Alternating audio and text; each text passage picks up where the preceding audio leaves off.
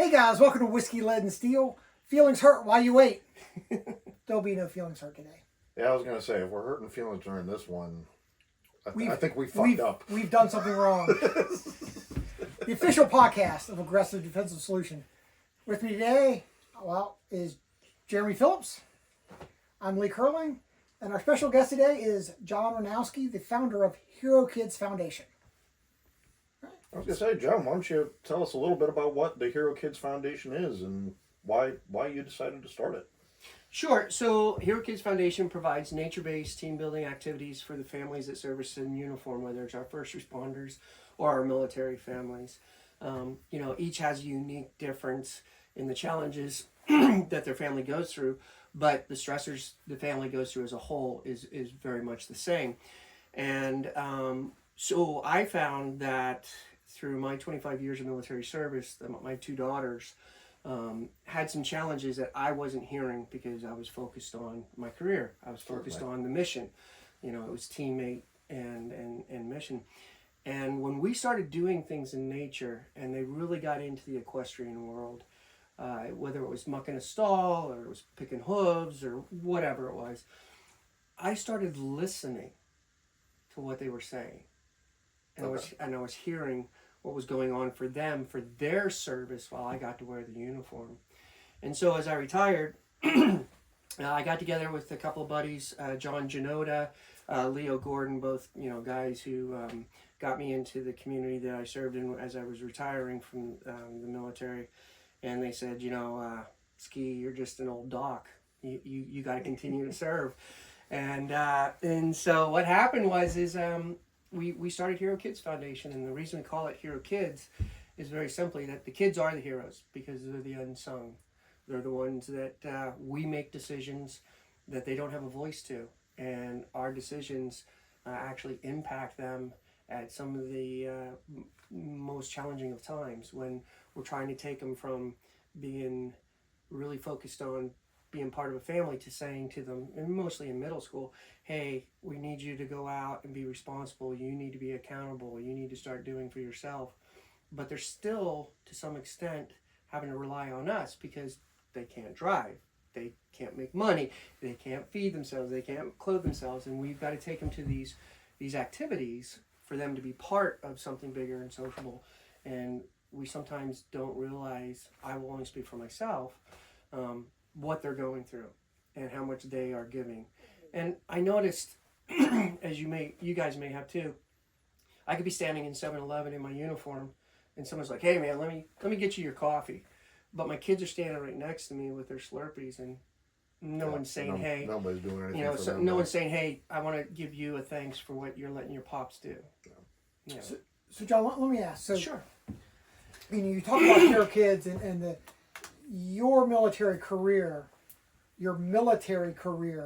is what led you into Hero Kids. But Hero Kids is not focused on children of military members, but children of first responders. So what led you down the road to really kind of deviate from your history into the law enforcement, police, fire, that road? So where we live in Hampton Roads is one of the most wonderful places, whether you're active duty military or veteran. We have the largest naval base in the world. 75,000 active duty service members serve just on that base alone within the Hampton Roads area. We are very well established to support those veterans. I know that myself. I also know as an active duty service member when I was, that there are resources for them. Mm-hmm. But what I did find uniquely interesting is the lack of resources for first responders. And when you start looking at one simple thing as a retiree, as a veteran, 33% of all first responders are a veteran. Mm-hmm. In our area here alone, that number goes up to about 47%. Oh, wow. So the point of that is they bring with them also challenges, okay? And they bring with them sometimes, as we know, after a 20-year war, some very intense activities. Yep. And that doesn't just simply go away. The other thing I realized is that they were having the same challenges as a family that we were as military people, but there's a unique difference.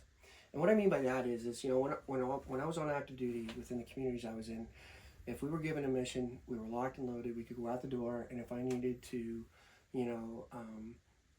butt strike you to get to the target, or if I needed to move through you, there was no issues or challenges.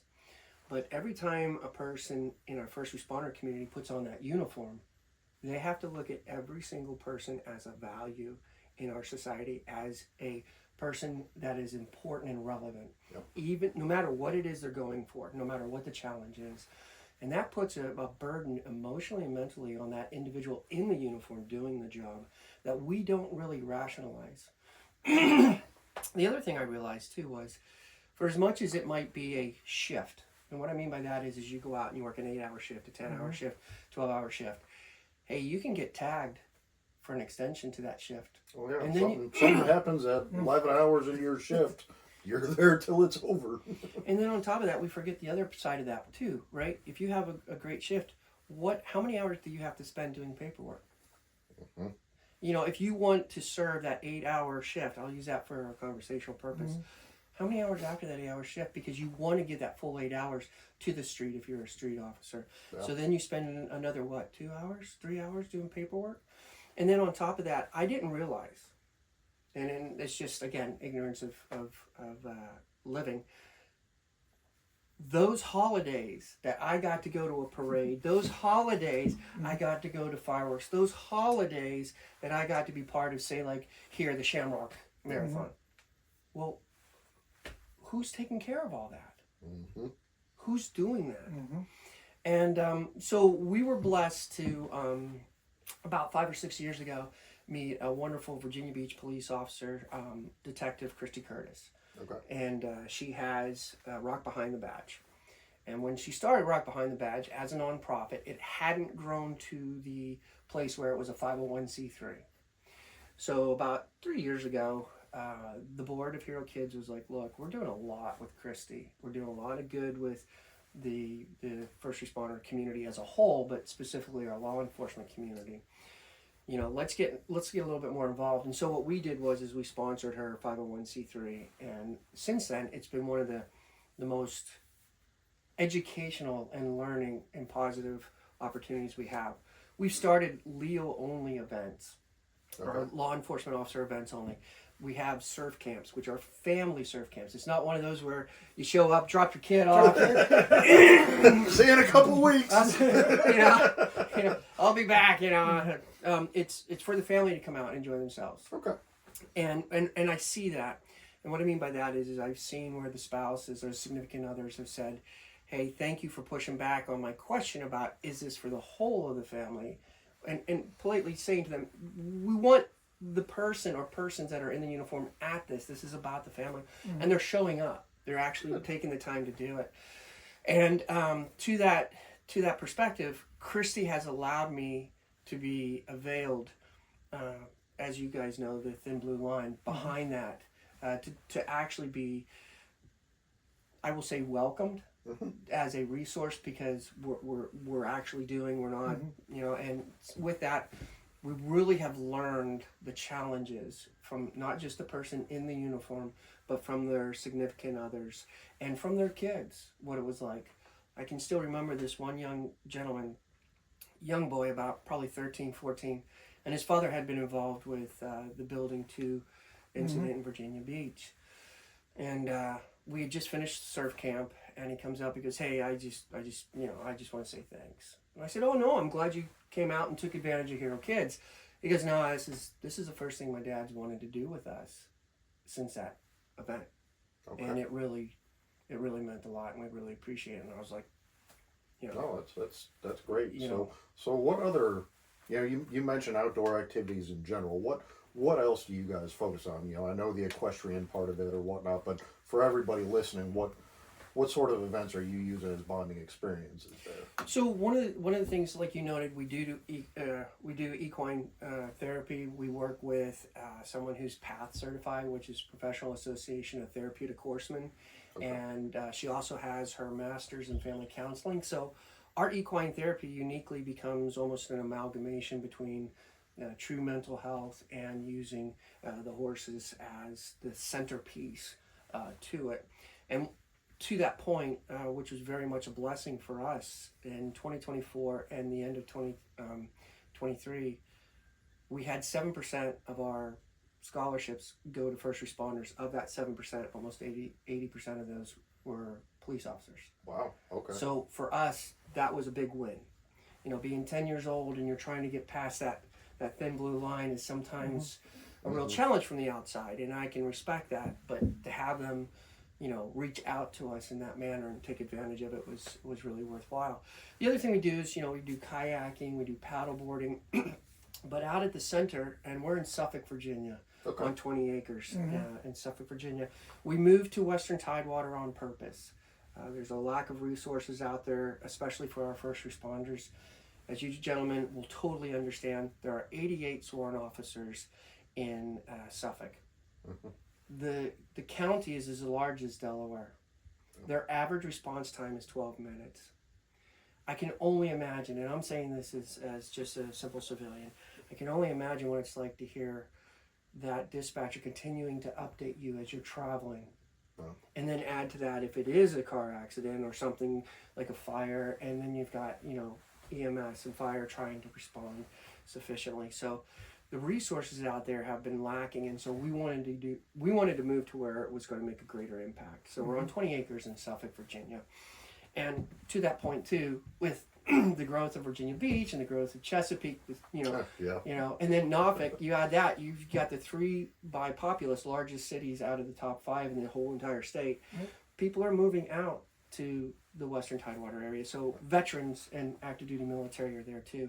So we do animal wellness. We use as an old Navy chief, we have the goat locker, which is our herd of 12 goats. And we use them as part of an opportunity for families to come out and just communicate while engaging in activities with the goats. All of our goats were blessed or either donated by like Chesapeake 4-H or Virginia Beach 4-H. We have a wonderful relationship for our pygmy goats with Hunt Club Farm in Virginia Beach. They're wonderful supporters of what we do. In fact, for the last 2 years, they've been very good. You know, April's a month of the military child, and they've donated over 200 tickets to us so families could go out and enjoy themselves. And then we have our horticultural program, which is really kicking off due to our executive director, Elliot Carlson, who's a retired senior chief. Keeping with that goat locker concept. He's working with a actual certified horticultural therapist who also has her degree in family counseling. So one of the nice things is the team that we bring together. You know, I like to say that I'm always the dumbest guy in the room, and it's a good thing because that means I'm always learning, and there's always people smarter than me that want to be part of Hero Kids. That is working with us to develop programs, not just to do horticultural therapy at the center, but be able to take little projects home with you too, and continue it, you know, with the family. You know, you come out, you do something together. Hey, this is what, like, you know, I'll just use this as an example. You know, we've planted this. We're going to take it with us, and it's a symbolism when you get there, and then something you can always continue to work on and grow from with it. Our center manager, we don't hold it against him. He's former Army. That's right. Really great guy. He has 3 internships and a fellowship for veterans in agriculture. So he came to us with a wicked amount of knowledge. In fact, his fellowship was at Mount Vernon, which is a very prestigious one for veterans. Wow. You know, like 400 people apply, and they literally take 20 or less. So, you know, Isaac's wonderful with that. This fall, you know, he planted 6 different types of garlic for us. And I didn't even know that. And he's like, well, you know, there's 300 different. I was like, stop right there, please.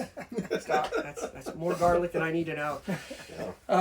And because of that, we were able to, again, support our local pantries. We were able to support the armed services patriotic pantry.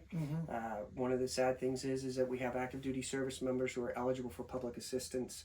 This year alone, 2024, the patriotic pantry has served over 25,000 active duty service members. And keep in mind, what I said about just the largest naval base in the world having 75,000, if you just take that and you realize 25,000 were served. So we're really lucky in things like that. And you know, in the new year, our hope and goal is to also take our agricultural side of the programs and have a farmer stand, so that those that we serve, you know, if an officer's, you know, passing by us, maybe they'll stop in and grab some fresh vegetables, fresh fruit, and maybe some eggs. You know, we had 100 eggs starting the year, 100 chickens, excuse me, starting the year. And we've learned that there is a wonderful hawk preserve a mile and a half away. And now we're down to 3. And we're right around 60 odd right now. Okay. So, you know, we're into the December, so we're like, hey, you know, we're better than 50%. We're better than 50%. Yeah. So if you consider doing a chicken wire on top, So we thought we built the right chicken run for predators. We forgot our aviation side of the predator. you forgot the aviation side. Yeah, Okay. yeah. And Walls are good. walls are good. Roof is better. top Top cover. cover. Yeah. You know, to that end, what was humorous for us is we did see that they were nesting. Within about 100 yards, others a little bit further out. But the humorous part for us is we went to the Department of Wildlife and said, hey, we've got this hawk problem. Can you help us? You know, we've tried everything we can. Right. And I'm not lying to you. The Department of Wildlife was like, you know, for $50 you can apply for a permit to shoot them. And we're like, we live a mile and a half away from a preserve. We're not, you know, we're a nature center. We're trying to, you know. This really seems like the wrong way to take care of the problem. That is a solution. Exactly. You know, we're trying to be surgical with this. On a different episode, this would be a great solution. This would be a great solution. On right? this episode, not a good solution. So Elliot, in his infinite senior chief wisdom, was like, you know what? We have a great program with Volunteer Hampton Roads. It's a wonderful nonprofit that collects not just volunteers but all these different nonprofits throughout the Hampton Roads area onto their website, and you could go on there and just pick some things you want to randomly volunteer at. He goes, you know what? This is what we're going to do, Ski. We're going to start a chicken protective service. No disrespect. I was like, what the hell are you talking about? He goes, we're going to go with a chicken protective service, a CPS. I'm like, Elliot, what the hell is that? He goes, I'm telling you, people are going to sign up for this. They're going to do it. I'm telling you. They're going to sit out there and they're going to protect those chickens, and they're going to do 2-hour shifts. Air horn. And they're going to get up and walk about. And I'm not lying to you. It freaking worked. It freaking worked. So now, Hey, babe, I gotta go work a shift at the farm this weekend. What are you doing out there? Protecting the chickens. we honest to God, we now have people who joke. Look, I could tell you, but I'd have to kill you. You know, they joke about it. I'm on the CPS. The what? The CPS. But you know, What are the requirements for a shift? I think my 5-year-old would love doing that. exactly what it is, basically.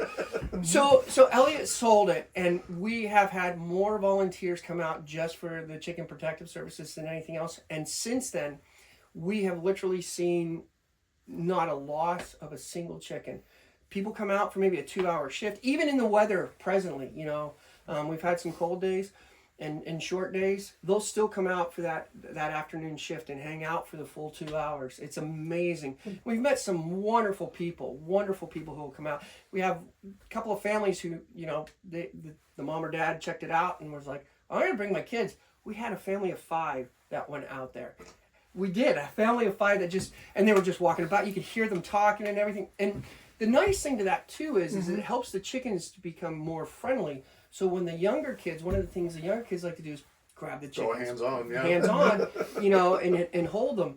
And so, you know, we get people who donate Cheerios or Fruit Loops or whatever, you know, and then, you know, Frosted Flakes, anything with a little bit of sugar. Those chickens are all like, oh, you're my best friend. Oh, you're my best friend. So, you know, and we have people who have gone to their local grocers now and said, hey, I know that this stuff is going to go stale and you're going to take it off the shelf after you discounted it. can I get like a dozen boxes, or something? And they'll bring them out, as well as some of our, blessedly in Suffolk, some of our food pantries, like, this is spoiling, we can't serve it, can you use it for your goats?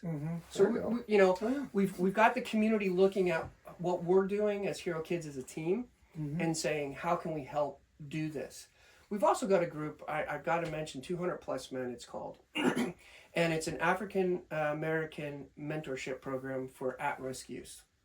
And Tony is their director, and I don't, hold it against him, but he's former Air Force, but. You guys really are equal opportunity across the board. Equal opportunity haters, right? I don't know what it is about people in the Navy. You Navy guys, you just hate on everybody. Rick, bless him for being a Marine, but we let him help too. But Tony brought those young men out, and we have seen over the last 2 years of them, volunteering, the growth of not just volunteerism within those youths, but opportunities with some of those parents who say, hey, this is what I do for a living. How can I help you guys?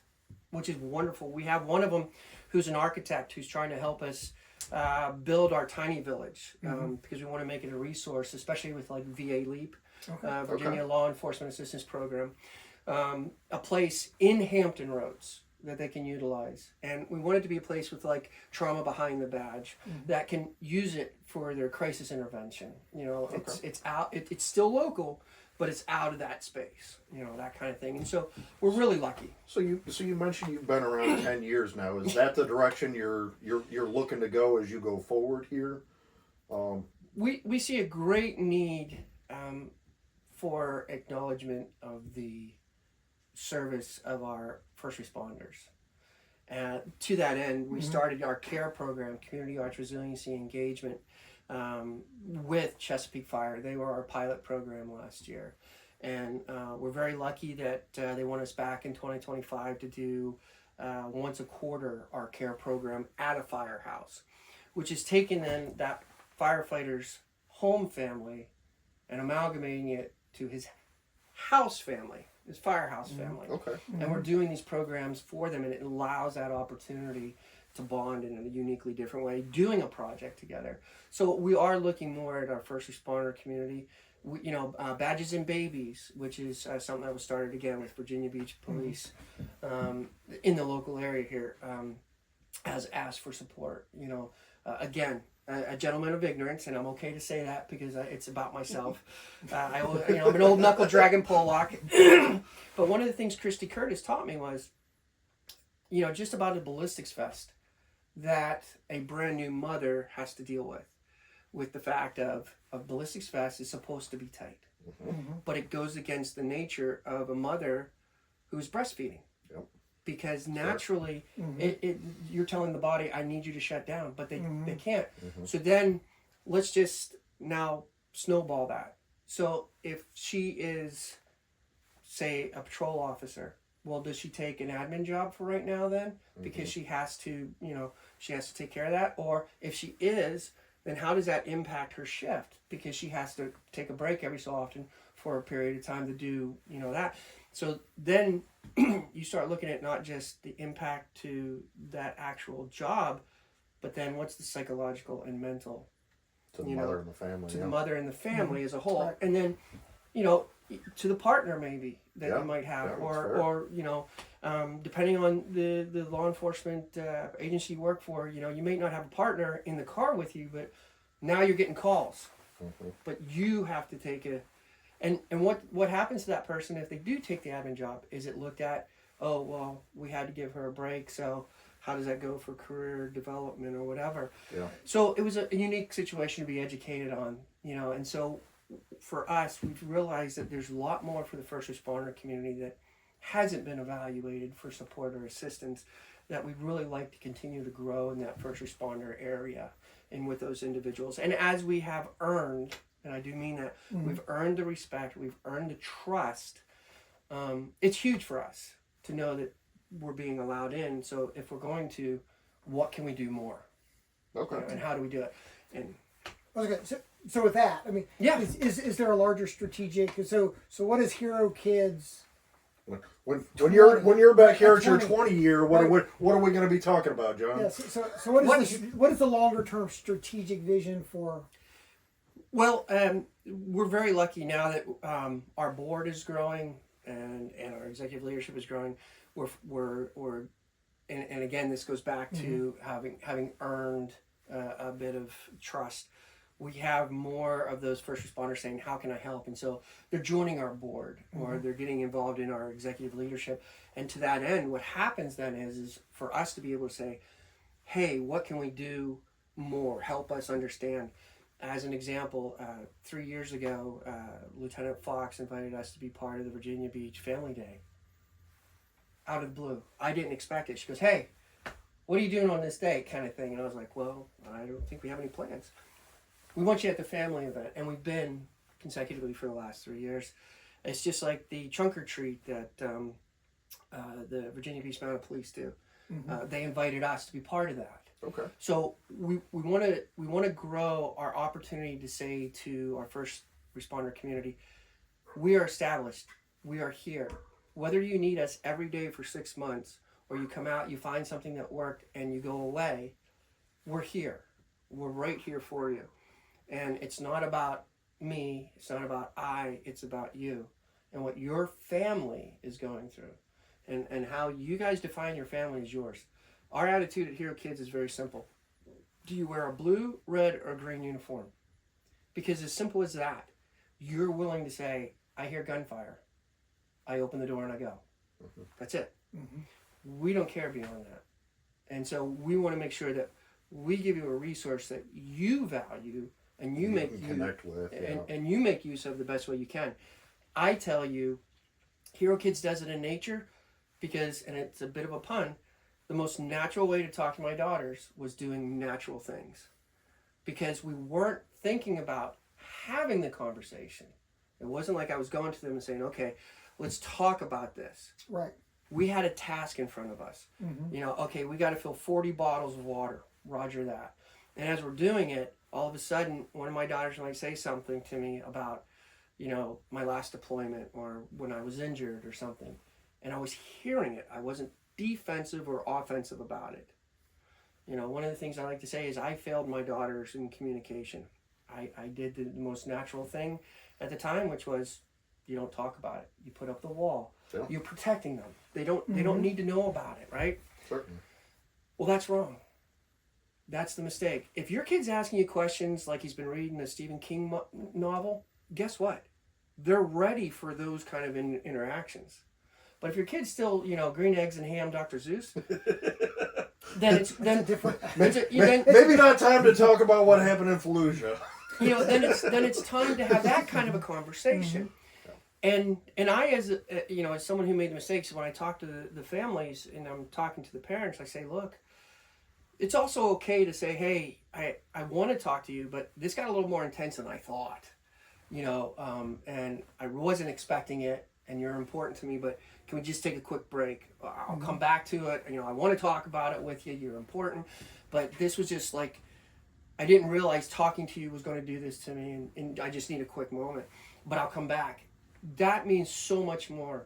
And I'm lucky because I have 2 adult daughters now in their 20s who have chosen to have a relationship with me. They choose to have that relationship with me now. And I've always said up until our 10th anniversary event here in October, I did start Hero Kids as a penance to my daughters. It was the most natural thing to do to pay back, was to say, I know how I reacted to them. I know what they went through. How can I help others not have to do that? Well, we were at our 10th anniversary, and my daughters honored me by both being there. Again, they're adults. They're out in the world doing things, but they wanted to be there for me. And everybody was celebrating it, and all of a sudden, I started to tell a story to someone who was at the event. And my oldest daughter, Cora, turns to me and she goes, Papa, you can't tell everyone anymore that it's a penance. you got to stop saying that. Because all these people here who's helping you, and all of these people you say that's part of the team, they're not going to hell with you. They're not part of the hell travels. And they're not on the bus with Rick Lee and I. That's right. They're not on the bus. And you need to, and the funny part is her and her sister, Kenzie, my youngest, there was like, yeah, Papa, have you really looked at how the families are here that you've served? Have you looked at those that, have come along as part of your team? The rock behind the badges, badges and babies, trauma behind the badge, so on and so forth, are here as part of the celebration of the impact. It's not the penance anymore.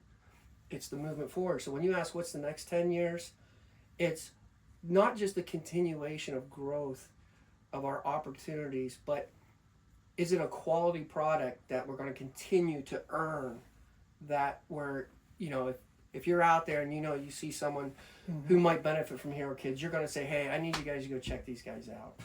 Or you're going to say to us, hey, we just had a pretty intense situation come up. Love to use your space. I just want to bring my team together just off the beaten path. Yeah. That's what's relevant to us. That's what's important to us. I know it might sound crazy to some, but we get abused and used. That's, you know the old saying, the guy who looks like a poster child in his gear is not the one you want, at your six. It's, Actually, we have talked about that a few too many times. Yep. And that's what we want to be. We want to be that place where like, oh yeah, they're seasoned. So with that being said, for our viewers and listeners out there, where can they find out more about this, about what you guys are doing, about who you're all connected with? Sure. So our website is www.hkfva.org.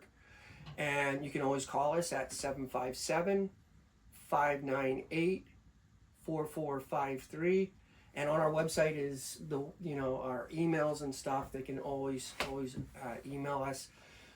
Someone's always, it's usually me or Elliot that's answering the phone. We're not so detached. We all believe in the team. One of the old things I learned in the Chiefs mess was me is in team. M is at the end, E is in the middle, and you're always looking back at the team. There's a reason for that. Like it. All right. So. All right. Well, I think that about wraps it up. I mean, we'll talk about, what we're going to be doing with you guys here in the future. I know we've cooperated in the past, and I know Rick's got some great ideas about, how we're going to work together going forward here. So we're glad to have the opportunity and look forward to working together. No, I'm excited. I appreciate it. We might have to do a part 2 of what we're doing. Yeah, what's all happening, this year. Yeah, we've gone, I don't know, a little over 30, 40 minutes. So, John, it was great to have you, and we look forward to having you back, and look forward to seeing what's new in the 2025 and what 2034 looks like. So, Yeah. Right. So guys, thanks for sticking with us. All the information on contacting John and Hero Kids will be in the description below, or the description somewhere, however you're doing it, whether it's on Spotify, whether you're on Apple Podcast, whether you're on some other thing, or whether you're on YouTube. However you're connecting is somewhere in the description. It will be there. But we'll talk to you next week. Thanks.